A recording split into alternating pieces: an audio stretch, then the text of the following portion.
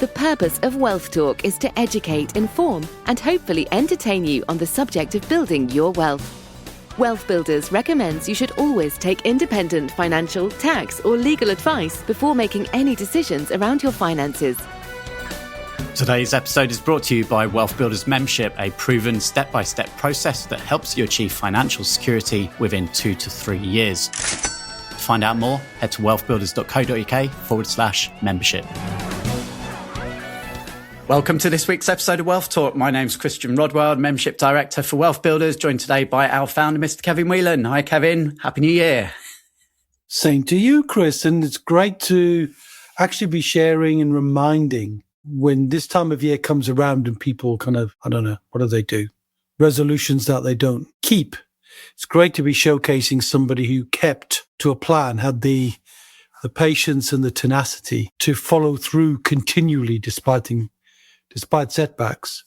And it's taken a while, but crumbs, 5 years to become financially independent and then be financially independent for the rest of your life and build on that. I think I'd rather do that than stick my money in a pension fund and hope for 35 years it might work. You're right. It is that time of year, isn't it, where we'll set on some new kind of goals for the year ahead and probably had a bit of time for reflection over Christmas. And if this is the situation that you find yourself in, then please be inspired by Tom's story today, because Tom was in that same place just a few years ago. In fact, it was when we launched our membership program back in 2019, Kevin, and we launched the podcast as well in February 2019. And Tom was an avid listener of the podcast. And so it was great to be able to bring him onto the show today. But yeah, it just shows, doesn't it, Kevin? Time goes quickly. We remember the pandemic. Tom joined just before all of that kicked in, but that time goes quickly. Someone today might be thinking,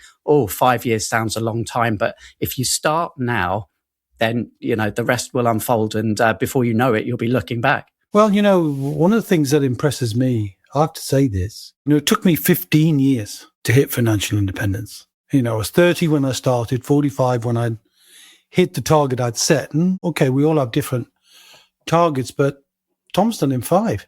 And nothing is, when you listen to the story, there's nothing earth-shattering. There's nothing dramatic. It's tenacity at work. It's following principles. Okay, you get nudged from time to time, but sticking with them. And I think some of the principles, you could tell he really understands the principles. I mean, it's always pleasing to me when people use the terminology that has been created, the IP. In other words, he uses terms that are really important to kind of get your head around. And if you've been listening to the podcast for a while and maybe haven't embraced all of the terminology, then Chris, let's give people an opportunity to reconnect with maybe some of the terms Tom's using that he knows and we know, but a new listener to us wouldn't know. And we could showcase some of the podcasts where we revealed those to give people perhaps a bit of an injection of good IP that they could possibly act upon in January so that they've started the plan for the next 3 to 5 years. Indeed, we can. So Tom's story today is one of creating a family wealth plan. Tom was a busy guy, full-time job, international travel, had 2 children, had a global pandemic, and he still managed to achieve financial independence within 5 years and before the age of 40 on top of that as well. So I think time for us to head on to our conversation today with Tom Johnson. Tom, welcome to Wealth Talk today. How are you? I'm doing very well. Thanks, Christian. Very well indeed. It's so good to have you with us. And you've been a member since 2019, one of our founder members, almost one of the first, Tom, if I remember correctly. And we're going to hear your story today. And it's been a fantastic journey and real commitment and such a testimony to, if you follow the process will work. And we're going to hear how that has worked for you today. So, as I say, pleasure to have you on. And I believe this is your first ever podcast as well. It is indeed. Yeah, very excited. And listen, I've been an avid listener of the podcast right from the very beginning. So it's great to be able to join you today, Christian. Thanks for inviting me on. That's right. And, we talk about family as well. So, we should say that you haven't done this all alone, have you? You've been supported by your wife, Leah, and I've known you to have 2 children in the time that you've been a member. So that's how many years we've been on this journey together. So yeah, tell us a little bit about your family. So Leah is my wife, and it's been a huge part of our wealth building journey. Right by my side, it's been something we've done absolutely together. And then, we've been blessed with 2 wonderful daughters as well, 2 young daughters. So there's been plenty going on during our wealth building journey, both professionally and personally. And I'm sure we'll get into that. But, they've been a big part of, why we've been doing this. When you first joined WealthBuilders, I remember you were in a corporate career and working long hours, traveling a fair bit. And since then, you've been able to quit your job and achieve financial independence all by the age of 40. So quite remarkable, really. And, I'm sure will be an inspiration to many of our listeners. So how does that make you feel, Tom? Just reflecting back on that. It's a huge milestone. And I think it's the age-old quote of people overestimate what they can do in a year and underestimate what they can do in 10. And if you'd have asked me at the start of the program, would we be where we are now?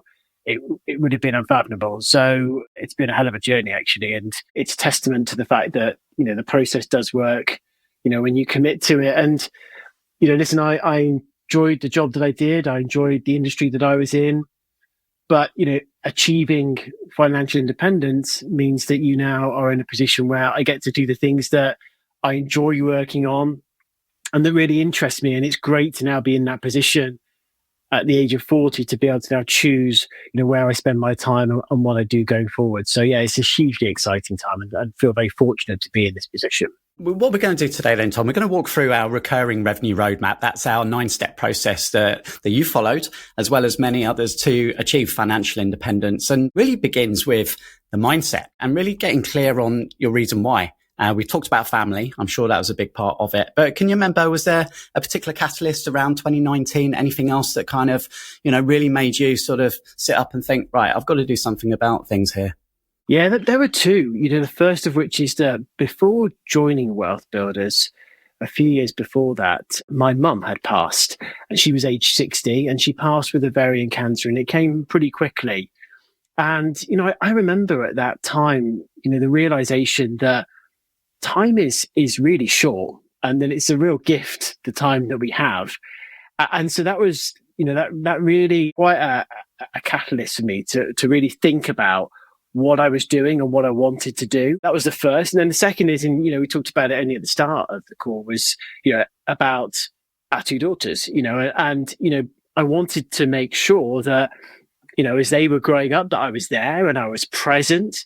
And that, also I was able to leave them some kind of legacy for the future as well. So, both of those events were really important in terms of helping me really get clear on, why I wanted to embark on the journey and what it meant, to get to where I am today. So 2 really important defining moments for me. Yeah. And can you remember how you first came across Wealth Builders and then found out about what we were launching at that time and obviously decided to join us? Yeah. So I prior to joining Wealth Builders, like many, I'd spent some time doing property education courses. And during that time, I'd become aware of Kevin. And this was, before the program obviously had launched. And I was aware of some of the stuff that he was sharing and the concepts. I remember at one particular property training event, Kevin was speaking.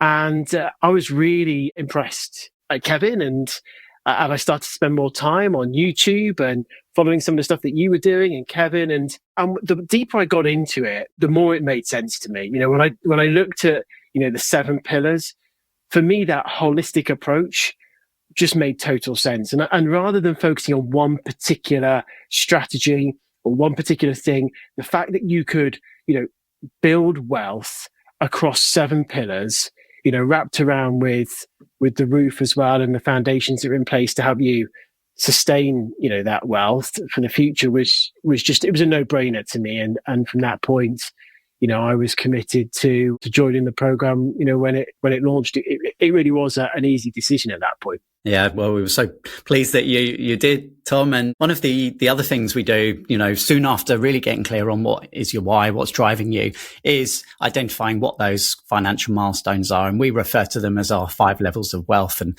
financial insecurity is where most people in the UK find themselves. They're reliant on one source of income, and that can be risky, because if that suddenly disappears, whether it's from a job or your business, there's no other income flowing in. So that's where most people are. And then the first step for most people to reach is financial security, which is generating enough income from assets to cover your essential outgoings on a monthly basis. So can you remember what level you were at when you joined, Tom? Well, like most, I was definitely in financial insecurity. And I remember it very clearly because, whilst I was in a really good corporate job and it paid very well, I remember, and you probably remember this as well, Christine, you sent out to all the founder members the charts, the poster charts we put on the wall. And maybe you still do that today.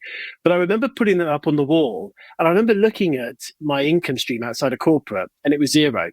And it was quite a sobering thought, because I thought, actually, if my job was to go tomorrow for whatever reason, I have no other income coming in.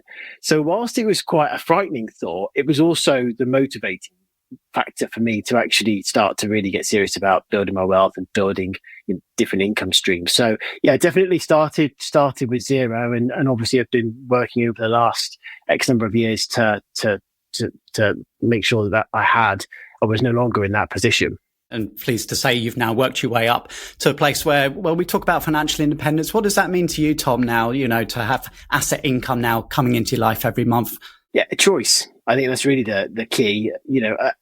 I now have the ability to be able to do, the things that I enjoy. I don't want to stop working. I really enjoy work, but it means that now I can actually spend the time on the things that really interest me, the things I really enjoy. And so that's been massive for me. And, I wouldn't necessarily have that if I didn't have, those multiple streams of income. I would be dependent on one source of income, and, that would drive, where I spent my time or who I worked for. So now, as I said, it gives me that choice, which is amazing feeling at the age of 40 to be in that position. I feel very blessed. Yeah, well, you can tell us in a moment a little bit about those different income streams, but there's a final piece in our sort of foundational stage of the roadmap. And we talked about the foundation, the solid kind of making sure there's no leaks and plugging any holes that exist. But then you've got the roof on top, and this is all about the protection. As you well know, Tom, you would probably know the roof inside out by now, but this is talking about wills and powers of attorney and making sure that, your assets, yourself and your family are protected. So was there anything there that you noticed you needed to pay some attention to when you joined? Yeah, most definitely. It was actually the place that we started. And, both Leah and I spent, the first month or so actually, getting our wills in place. We didn't have wills at that point in time. I put in place my lasting power of attorney. So I went through that process. We went through the debits process as well to make sure that, we were optimizing what we were spending and all that good stuff. So yeah, we really focused down on making sure the roof was solid. And even now, I review that every year just to make sure that as things are evolving, the roof is still solid. And I remember very clearly, once we'd been through that process, the feeling that we had of it was really satisfying to know that now actually we had wills, we had power of attorneys, we looked at where we were spending our money, and it was a really good feeling having gone through that to make sure that now we were building our wealth on really solid foundations. And so, yeah, it was really good feeling to go through that. And it's certainly something we continue to revisit now. Yeah, no, it's wonderful to hear that. And talking about those foundations, we better start building some pillars now. So where was it that you began? Of course, we've got 7 pillars, right? Business, property, looking at your home, looking at your pensions. So it could be overwhelming at the beginning to think, where do I start? But where was that starting point for you, Tom? Yeah, for us, we started in the property pillar. It was an area that we had some training in and an interest in. It was really interesting coming into Wealth Builders, looking at the 7 different pillars, because some of those we just hadn't considered at all. And so we took that opportunity very early on to reassess. But having done that, it still felt like property was the right pillar for us, and that's where we wanted to initially spend our time and really focus down on making some progress in. So property was the pillar you decided on. Did you find leverage from any of the other pillars at all? Sometimes, when it comes to financial leverage, people are looking at maybe their home or their pension or cash that they've got in the bank. Where was that leverage for yourselves? Yeah, we didn't actually. So for us, as I said, I had a good corporate income. We had been saving for some time. And so for us, we had a good pot to start with. It's actually only recently now that we've started to spend time looking at the other pillars and trying to look at how we maximize and make progress, in other pillars to help, diversify our income. And I'm sure we'll talk about that at some point. But yeah, initially it was, we had savings we put to one side, and we focused down on one particular strategy to get started. Although I remember, Tom, it did take us a little while, didn't it, to decide on that strategy. So a few calls that you, I and Kevin had. So tell us about that sort of process of working out, what was the right strategy for you? Yeah, I remember it well. And, it can be, as you said, very overwhelming. We certainly found that. I think even in the property pillar, as we know, there's so many different strategies you can go after. And, as we went through the wheel, and, Kevin and yourself probably thought, will we ever get started? Because I think we were going round in circles a little bit. And, we spent time obviously looking at different strategies. We made some connections through yourself and Kevin with different individuals that helped us really dig into, what was the right property strategy for us. But having done, some education, looking at the connections and the due diligence, we made the decision that actually buy-to-let was the right strategy for us. And we were going to keep it very simple, very straightforward. We had a lot going on. I had a demanding global role. We had a young family at that point, and it would have been very easy to get distracted by HMOs and service accommodation and all the other wonderful things that are out there. But for us, we decided, let's keep it really simple. Let's do something that's manageable. And we committed to the buy-to-let strategy. Yeah. And can you remember how long from joining to when you purchased your first buy-to-let, how long that was? Yeah, so I joined the program. It was late 2019, I think it was, when it opened, and we then obviously had COVID, start, and we could talk a little bit about the challenges that presented. But it was 2021. It was March, April of 2021 when we really started to turn the wheel and make some real progress. So as I said, it took a good 12 to 18 months to really make sure we were setting ourselves in the right direction. Yeah, I think it's important for us to, just pause on that, because a lot of people always are looking for that quick result. And we understand that, right? We all want to see results as quickly as possible. But the reality is, when you actually start getting into things, you realize, hey, this is harder. This is going to take longer. This might cost more than we expected. And a lot of people just simply give up in that first 6 months, 12 months, 18 months, because they're not seeing the results. And it's such a, terrible shame, because once they drop out, they're guaranteed never to make it, right? And, you often see people as well kind of trying one thing, doesn't work, go to another thing, doesn't work, go to another thing, doesn't work. And again, that can be exhausting. It consumes all your time, your energy, your money, your confidence as well. So I think it's an important lesson for people to hear that, it did take you some time, but you stuck with it. You got the clarity. You made sure you made the right decisions in the end regarding your strategy. And then after you did purchase that first property, Tom, how did things kind of play out after that? You're absolutely right. The most important point is, and in terms of the lesson for us, is committing. You've got to commit to the process. And for us, we went through that process of turning the wheel on buying one buy-to-let. And that was by far the hardest property to buy, and there were so many learnings going through that.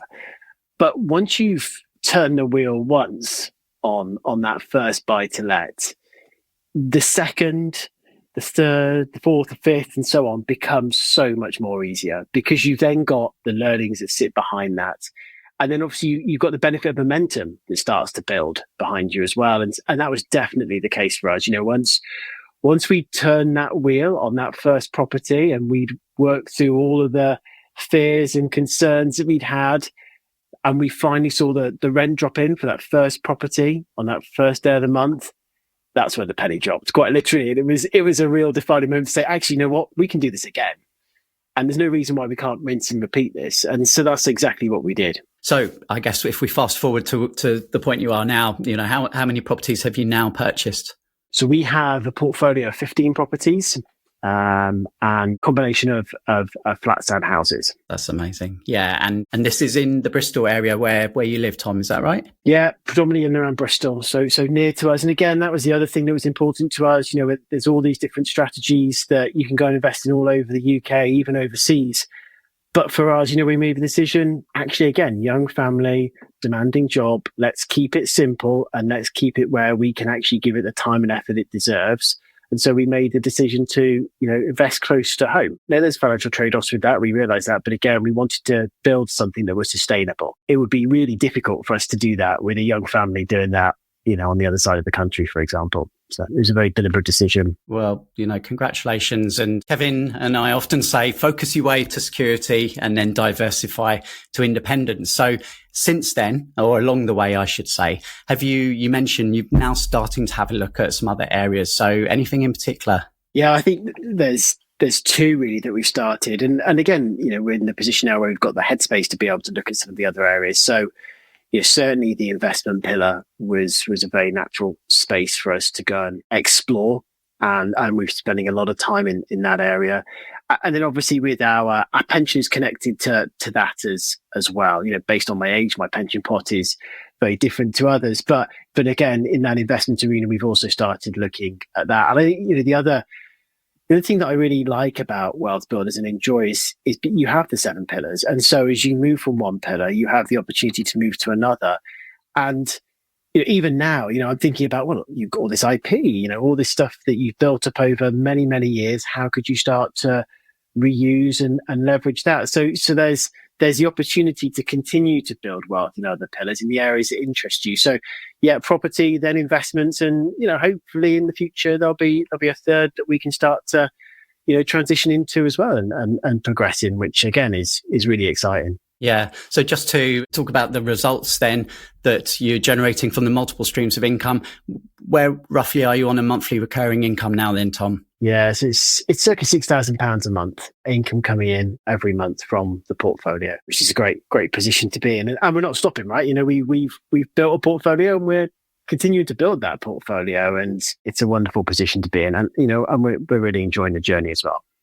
It's really exciting. And you couldn't have done this, I'm sure, without the support of your wealth coaches along the way. So shall we give a nod to some of the people that have helped you? Yeah, most definitely. I think when I joined, my wealth coach was Ian Halfpenny, and since then, I've had the opportunity to work with John Dale as well, and with Manish, and they're all great guys. But really, the wealth coach for me has been critical to my wealth building journey, and has without a shadow of doubt been the catalyst, and specifically Ian, because a huge shout out to Ian.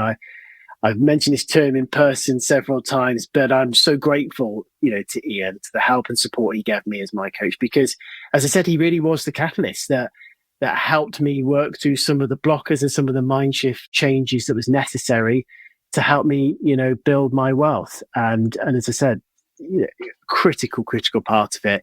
For me, the accountability piece wasn't so much of a factor. I was fairly driven and motivated, but what I wanted was somebody that was several steps ahead of me, and somebody that had done it, and somebody, when I hit blockers and challenges, could really help steer me, help motivate me and keep me focused. And that's exactly what Ian did. He was brilliant. And then, as I said, subsequently, when Ian took a break, John, and then more recently on to Manish. And there's plenty of examples, but one in particular, with Ian was a really defining moment for us, because in those early stages, you hit so many blockers. And I remember during the COVID pandemic was one particular period where it would have been very easy for us to be able to make a lot of excuses to say, okay, well, we've got COVID going on. I've got a demanding job. We've got a very young family. There's no shortage of excuses, I think, that we could have used to say, we're going to put this on hold for a little bit and come back to it when we're in a different place. But we didn't, and we kept persevering.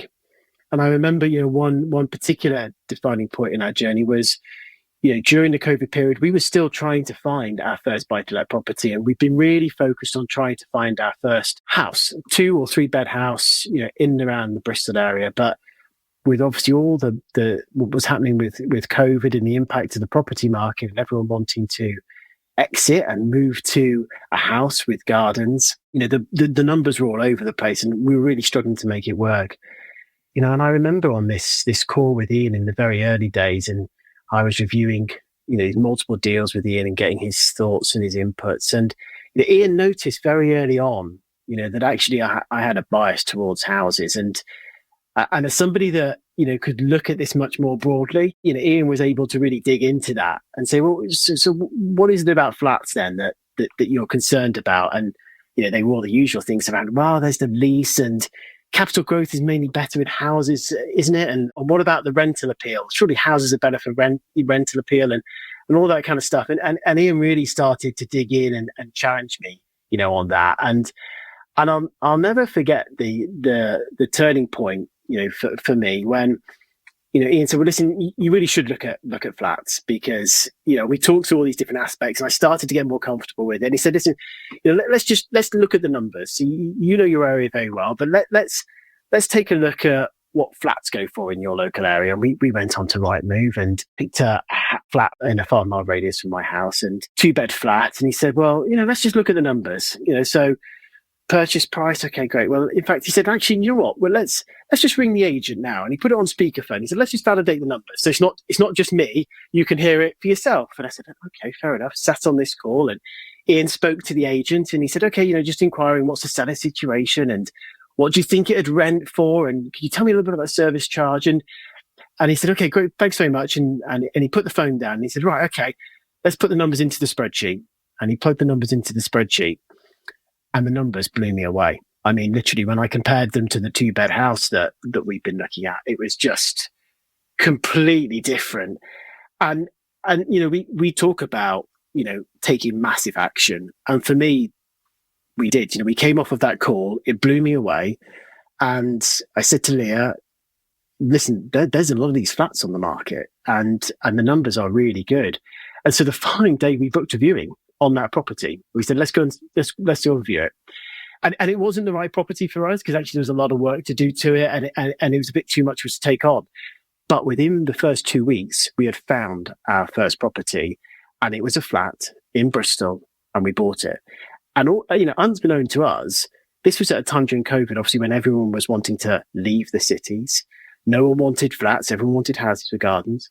Fast forward now 5 years. It's the best thing we ever did. We bought flats when no one wanted them in the city when nobody wanted to be in the city. And so a big part of our wealth journey a big part of it was timing. But again, the wealth coach was somebody that was able to see, some of the things, some of the challenges we had and were able to help us see past it.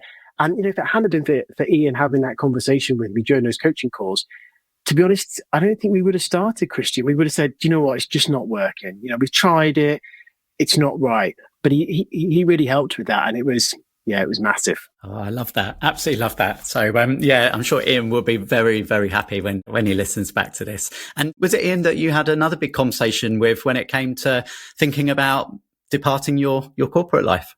Yeah, Ian was really good. It's a big decision, to come out of that. And, for me, it wasn't about, I think we'd been in the period where it'd been so intense. We'd had obviously a young family, global job. We've been building a property business and all of that, is, as I said, is fairly intense. There's not much room for anything else. And it was really interesting listening to, it was an interview that you guys did with Susie Cole, actually. And in the reflections, yourself and Kevin were talking about the R's and you talked about the concept of the 8, which was rest. And that was really one that resonated. And my story is nowhere near as extreme as Susie's, obviously. But for us, it was about rest and taking a breather. It was about being able to take a pause, reset, spend time with the family, quality time with the family, spend time with friends, reconnecting with the things that you really enjoy doing. And the property portfolio has given us the opportunity to do that. It's enabled us to take a breather and just try and think about, okay, so what next? We've got different opportunities that we can look at.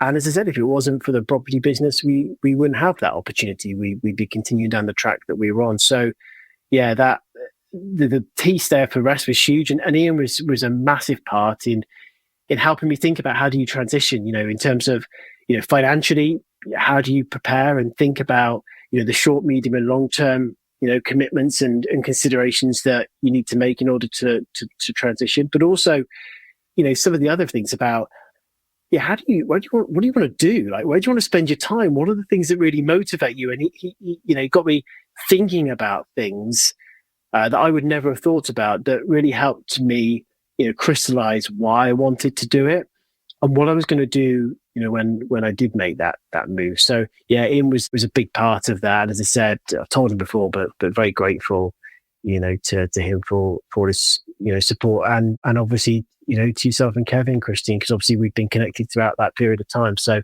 that support has been, huge. And other members of the community, of which many I'm sure you've built relationships with over the last 5 or 6 years, and how everything has evolved, and it feels like what needed to happen happened, and the key, you didn't give up. That really is the key there. And of course, you haven't stopped, right? So as you will continue to build wealth now and diversify into new areas, what do you think the next 5 years looks like for you, Tom? What are you excited about now that you've got more time, more confidence, more knowledge? Yeah, we're right in the heart of really thinking about that now, actually.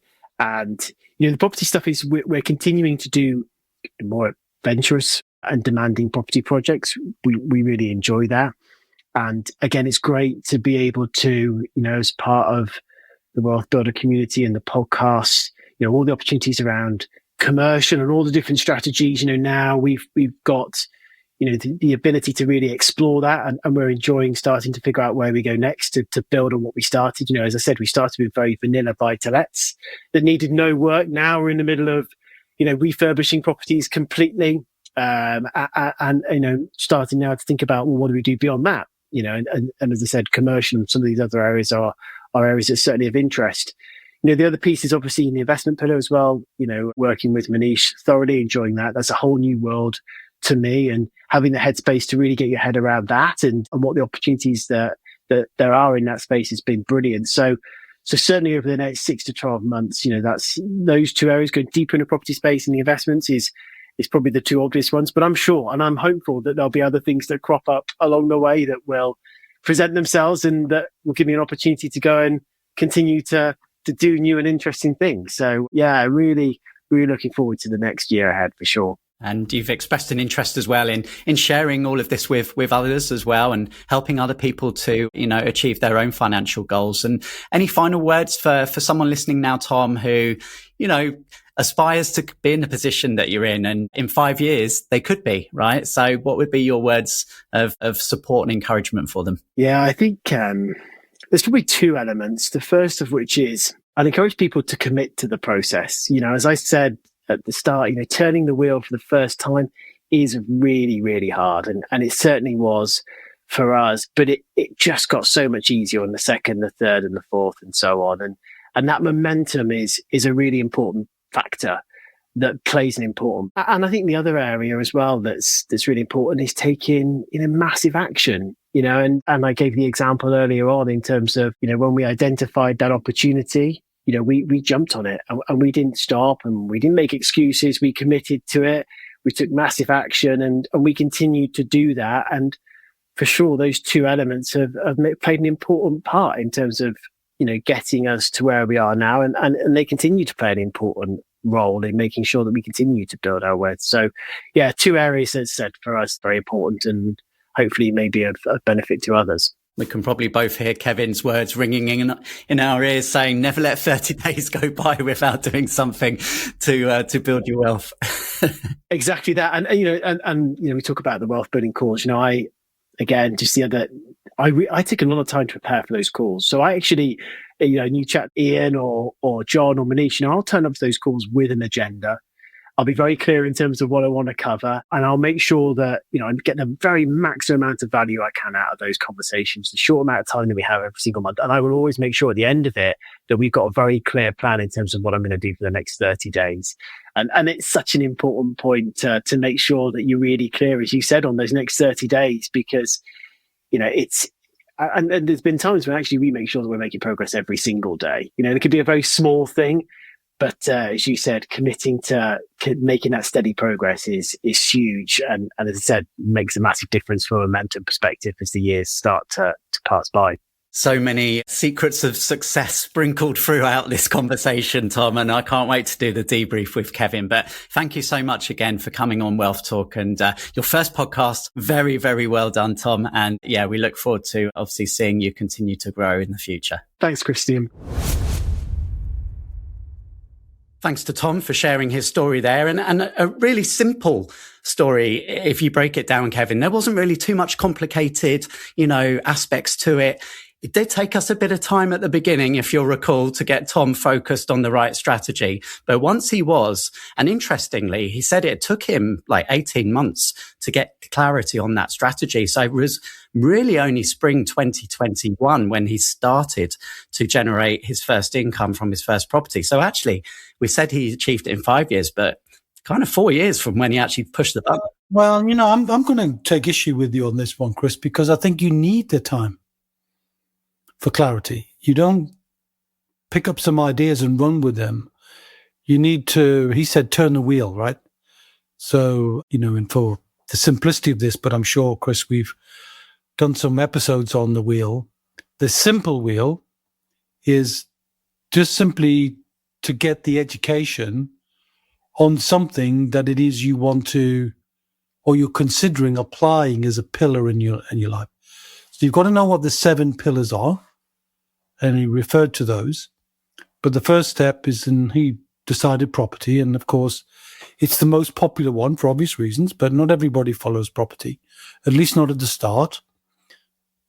Then you get support, and you could hear the numbers of people who he was happy that really did give him some support of his wife, support of his coaches, support of you, support of me, support in the community. So this whole idea of finding great places of support, really critical, because it's tough on your own. I think he said, without the help of Ian, who's a great coach, he probably would have given up, would have realized it's just too hard. I'll stick with the job, I'll stick with the pension plan, hope for the best. One day I'll be 65 and my pension will kick in and that'll be me. I think he's got a much better result than that, hasn't he, really? To be financially independent at 40. I mean, that's a very, very laudable thing, which gives 20 odd more years of freedom, of choice, of independence that he wouldn't have had if he'd gone, like I suppose a lot of his colleagues would be, lockstep, hand in hand, sticking with the pension plan, hoping everything works out, because you can't get wealthy unless you're building assets. You can't just hope for growth. It just doesn't work that way. So yeah, share that, Chris, so that people understand. Education, support, connection, due diligence. You heard him talk at length about the number crunching he did with Ian. And so fascinating that Ian actually took him on a live call and said, look, we're not putting this off. I'm going to do it with you. And we'll often do that, won't we? We'll showcase that this is something we do. It's not something we just share and teach, but we want people to take action, and anybody can take action. And maybe we should invite some people who have been sitting on a fence of some kind, getting splinters up their rear end, Chris. Maybe there's an opportunity for people to book in maybe a clarity call with you, or what you call a GPS call, just to give people a sense of direction. Do you want to do that? Would you do that in January for a few people?